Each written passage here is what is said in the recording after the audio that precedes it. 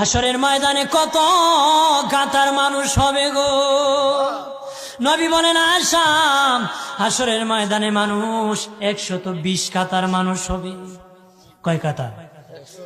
আয়েশা রে, হাসরের ময়দানে 120 কাতার মানুষ হবে। আয়েশা সিদ্দিকা বলেন ইয়া রাসূলুল্লাহ, ইয়া রাসূলুল্লাহ, আমি জানতে চাই আপনি রাসূলুল্লাহর উম্মত কত কাতার হবে? নবী বলেন আয়েশা, আমি রাসূলুল্লাহর উম্মত একাই 80 কাতার হবে।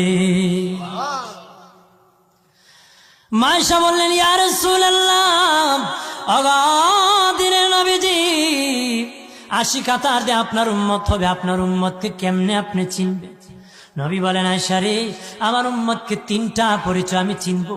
1 নম্বর পরিচয়, আমার উম্মতের কপাল থেকে নূর চমকাবে, নূর চমকাবে।